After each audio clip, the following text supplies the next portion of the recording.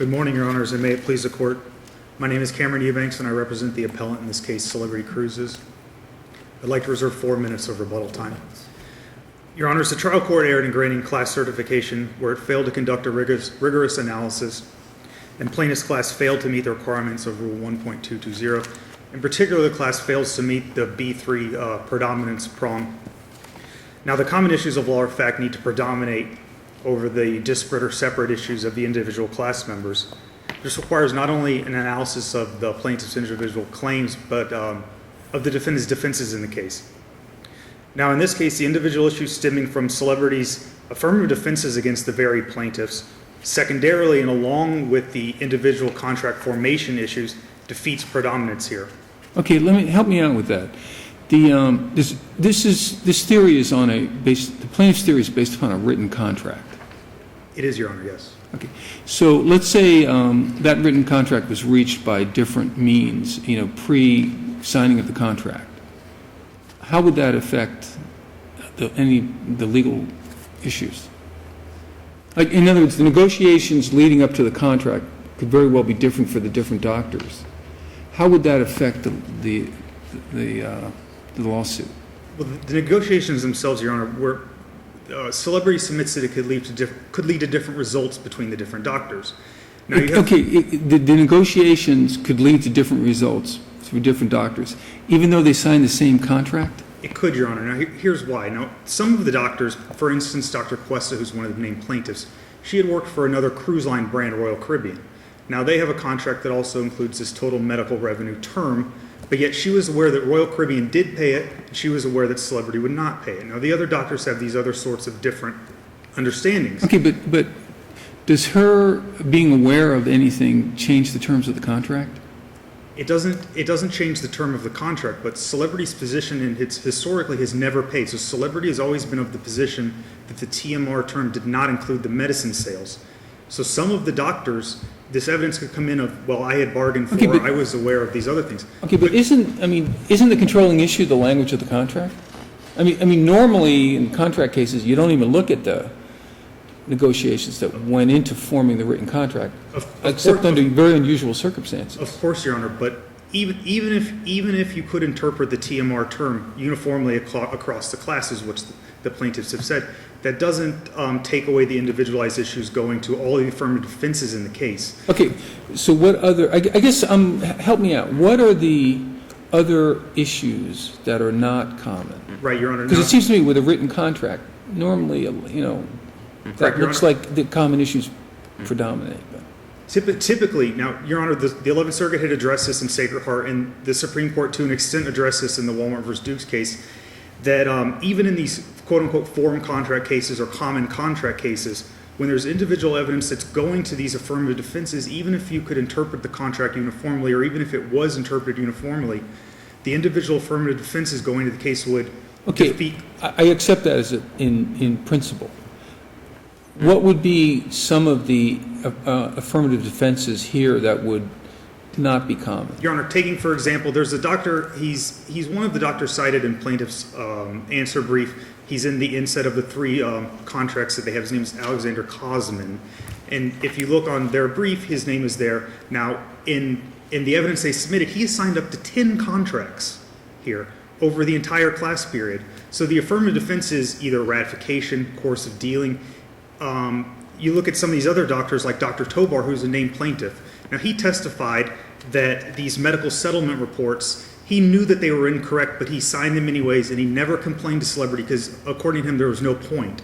So the affirmative defense that's some sort of an affirmative waiver that he's accepted the payment with no protest, but he says that he knows that it's wrong, but there's no point to complain. So the individual affirmative defense going to him is much different than somebody else who signs a contract and has complained. And in those cases, it looks like Celebrity has even paid some of the doctors. So the individual circumstances going to all of the different doctors are all different. So on the merits of the case, some doctors could succeed, some doctors could lose. And there's not going to be any efficiency with the class mechanism here because there's going to have to be 41 or however many class members there are, there's going to have to be a mini trial on each one of Celebrity's affirmative defenses going to each of the doctors. One question, just as a follow-up to Judge Logue's question on contract formation. I don't see governing law provisions in any of these. Is there anything in the record to tell us that these are all Florida contracts under Lex Loci because they were last signed, the last act was in Florida, or what do we know about that from this record? Your Honor, I'm unaware of the choice of law provision. If there is one that's in the contract, I think it would probably either be interpreted according to Florida law or maybe under general maritime law as these. Well, a lot of these doctors are expatriates, I mean, from what I've seen. That's correct, Your Honor. Say Yeah. most of them are. If they signed it in England, if they signed it in Germany, Chile, wherever, that could lead to a different result is the question. I just didn't see that answered in what I was reading. Your Honor, and that's true, and a lot of the cases do talk about that. I think we cited to the Brooks case, which was a Southern District case, when you have to look at the different law of the different jurisdictions. Again, that cuts against predominance. It's the position of Celebrity Cruises that this contract would be subject to different choice of laws for the different doctors? Your Honor, I'm unable to make that sort of representation right here. I believe that it would probably be a uniform choice of law, whatever the choice of law would be, and I think it would probably either be Florida law or general maritime law. Now, Your Honors, the predominance is the main problem with this class action, but the other point is the trial court's analysis here. Under Rule 1.22D, there needs to be separate findings of fact, conclusions of law. There needs to be, under the case law, a rigorous analysis done here.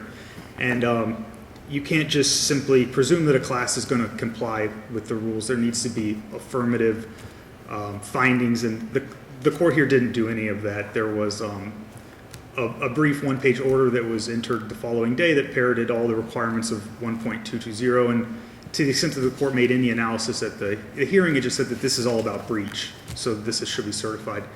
And if there's no more questions about that, I would reserve the rest of my time for rebuttal. Fair enough. Okay. So in that regard, you're asking, you would be asking us to send it back for, we would quash this order without prejudice to the court looking at it again? No, Your Honor, I believe that because the arguments have been made below, the record is complete below. But on that last argument you made in terms of the order wasn't sufficient, would we be sending it back for the judge to decide whether, to enter more? No, Your Honor, no, I don't think that that's required, because not only is the order insufficient, but to the extent that the findings have been made or the legal conclusions have been drawn below, they were incorrect already. So Okay, this court can simply reverse the order granting certification. Thank you. You have your rebuttal time. May it please the Court, Elizabeth Russo on behalf of the plaintiffs, and this is my co-counsel, Michael Guilford. We think this is a very simple class action and manageable, and the Court was correct in certifying the class and should be affirmed. To address the specific points that counsel has raised in oral argument, on the predominance point, this is all one contract, one form contract that they all signed. They were all accepted by Celebrity, by the way, Your Honor. They had returned into Celebrity here in Miami, and they're going to be governed by Florida law. There's never been a point raised about that. How do we determine that? How do we know that it's governed by Florida law? Because they were signed in Florida?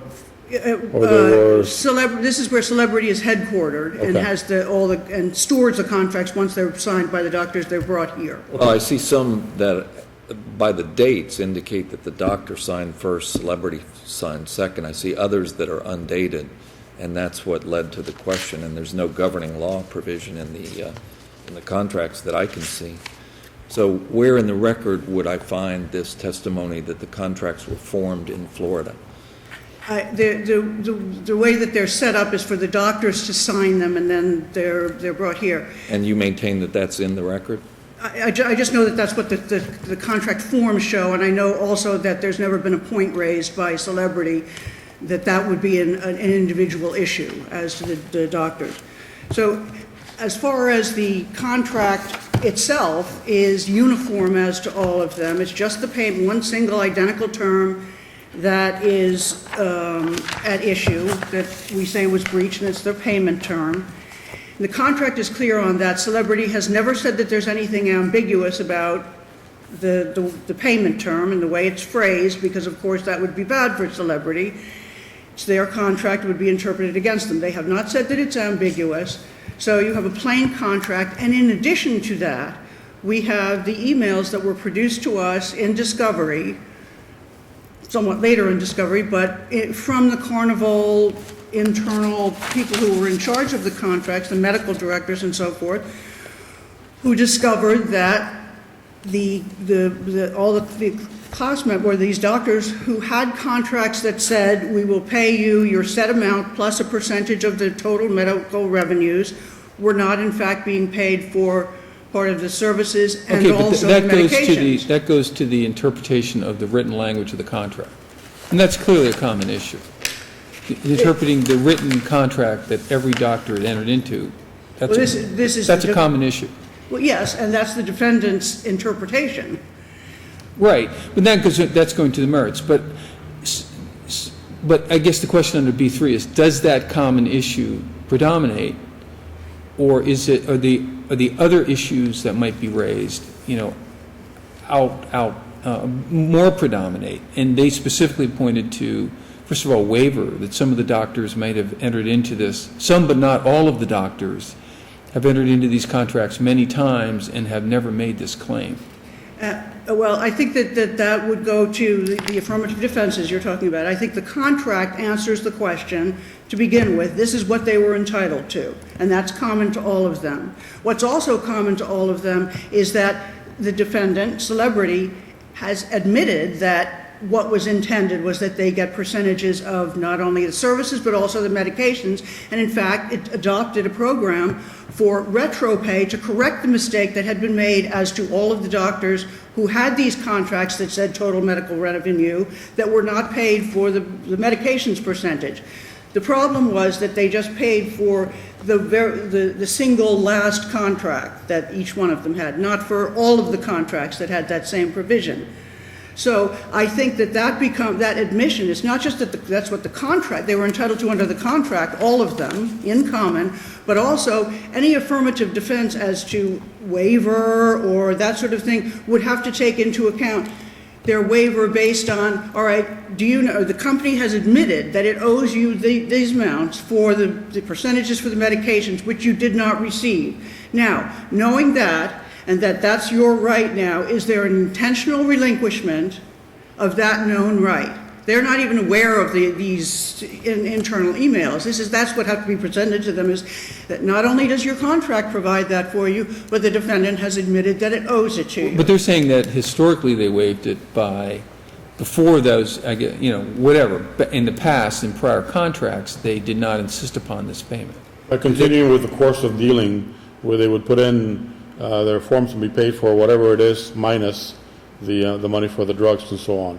And I think that's what I understood from your opposing counsel, to follow up on Judge Logue's That's what they're saying as an affirmative defense, but I'm saying that in order to ultimately prevail on any kind of waiver defense, you would have to take into account and give the doctors the information of whatever you did in the past. So let's stay there for 1 second now. If we affirm here and the case continues as a class action and discovery reveals information that there are indeed waivers by many of these doctors throughout the litigation, you're going to always decertify the class, right? Yeah, that's one of the things that can be done if that turned out to be. But I think that I don't think that's going to be the case, because the admission by the defendant that we owe you this money, what person in their right mind is going to say, oh, well, never mind, I'm going to relinquish that, right? I don't think there's going to be a waiver. I think that's why it's all... But the point is that there's no real evidence of that being an issue right now until you get into discovery. Correct. But I think that for now, it's just a very simple issue. The defendant knows what it is. The defendant knows how to correct it. It should be a class, and we would How ask about the that you course of affirm. dealings? I mean, I think what we're trying to focus on is not so much who wins, but what's the trial going to look like? And is it going to involve like common issues, or is it going to involve, mini trials? So how about the course of dealings issue? Is that going to involve a little mini trials where every doctor is going to have to come up and testify? I think not. I think that the important thing at the trial is going to be, number one, what the contract says and what it means and what the defendant has acknowledged it means. And then this admission made by the defendants that, oh, we made a mistake by not paying these people this amount.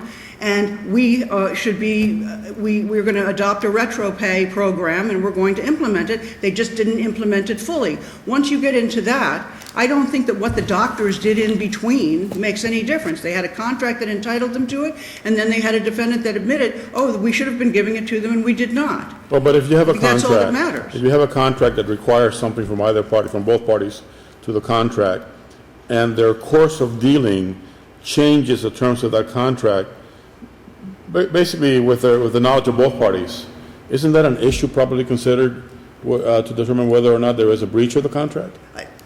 No, I don't think whether there was a breach, because the course of conduct is the defendant keeps giving them. You're saying they keep signing the contracts and taking whatever money the defendant is giving them, but the defendant... Well, if they knowingly keep signing and knowingly keep taking whatever they're being given, understanding they're entitled to more, but they don't really care. They're sort of waiving that. Isn't that an issue?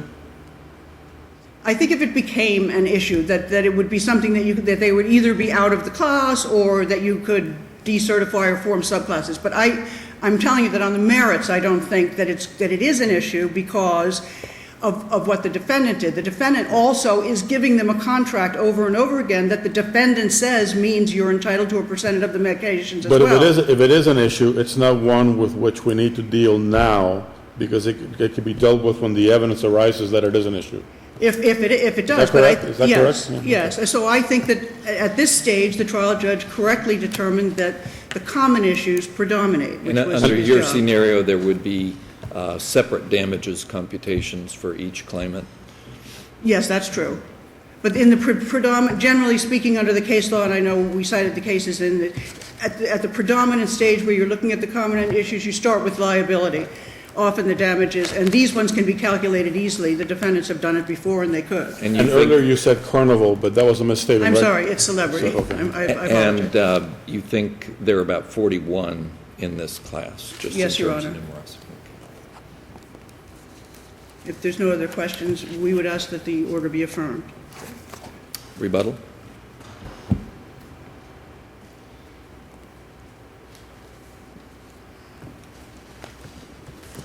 Your Honors, the issue with the affirmative defenses, and I think is the appellees argue generally that they think that they're going to win on the affirmative defenses on the merits, so therefore they don't matter at the certification stage. Well, why do The we issue- have to worry about them now if there is no evidence about whether you'll prevail on them or not? I mean, at some point in time, if there is evidence that the affirmative defenses are viable, you could always decertify the class Your Honor, or exclude certain individuals, right? The problem is the affirmative defenses here, they've been asserted, they're maintainable. The trial court should have taken them in consideration, didn't do that at all.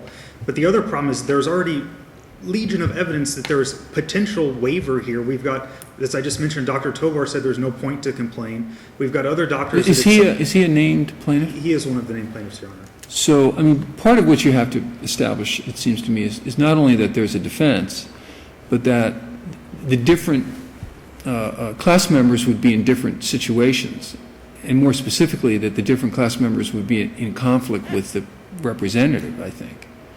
In other words, if you have a class representative with these who's going to be confronted with these defenses, that's good for you, right? In other words, if his fact pattern is conducive to you making this argument, that's actually good for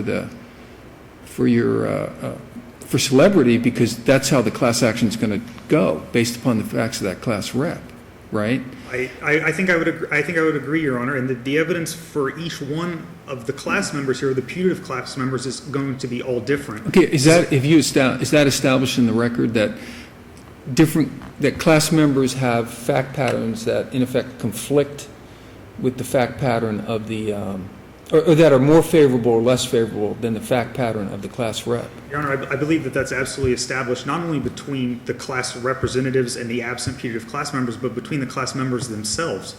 They are signing contracts for different lengths of time. Some say there's no reason to complain. Some have different awarenesses or different understandings of the different pay structures between Celebrity and Royal Caribbean. There's all sorts of differences just between the class representatives themselves. So there's plenty of evidence already at this point that Celebrity is How does any of that change the written contract? Your Honor, that doesn't change the written contract, but that. Let's say I'm not aware of the terms of the written contract I signed. I'm still bound by it, and I'm still the beneficiary of it. Your Honor, the issue for class certification is whether this can be maintained as a class and not going to Right, the and I'm merits trying to of get a each. sense of where are the mini-trials? In other words, if this proceeding is just going to break down into 41 separate trials, it shouldn't be a class action. But I'm just trying to get a sense of what issues are going to be separately tried. It's going to be essentially celebrities' affirmative defenses now that we're going to need to take. Okay, and we're gonna realize too, when the B3 class action, as I understand it, it recognizes that there will be many non-common issues that have to be resolved. Unlike, I guess, a B1 or B2, where it's like everything is in common. And B3 is not everything's in common. It's just that the common issues are going to predominate a little bit more than the non-common issues, right? Of course, Your Honor, they don't have to be the same, but they have to predominate here. And when celebrity has an individual affirmative defense or multiple affirmative defenses for each of the individual class members, And I guess it would be you're saying they have different affirmative defenses for different class members, right? not only are there different Because affirmative defenses, if they're the same affirmative defenses, then the affirmative defenses in name were the same, but the evidence going to each of the affirmative defenses will all be different. There's not a class-wide affirmative defense. Celebrity's not going to be able to assert that there's a course of dealing affirmative defense that's uniform to the class. It's each individual. Well, this doctor worked for 2 years, or this doctor signed 10 contracts. They're all going to be different. There's not going to be able to just assert the affirmative defense on a class basis. It's going to be individual for each affirmative defense. Now, the other issue that Judge Logie brought up, and I think Judge Salter touched on as well, is you kind of said, well, how's this trial going to look? And I think that's going to the superiority prong here, and I think Appelli was coming up with their trial plan right here on the spot. None of that was addressed below by the trial court. The trial court specifically certified the class and said, we'll come up with your trial plan, or let's come up with a trial plan at some other time. That's not how you meet superiority, and they can't come up with it right here on the spot. None of this was addressed below. So, Your Honors, with that, the class does not certify the B3 predominance and superiority prongs, and I would ask that you reverse the order granting certification. Thank you. Thank you all. All right. In recess.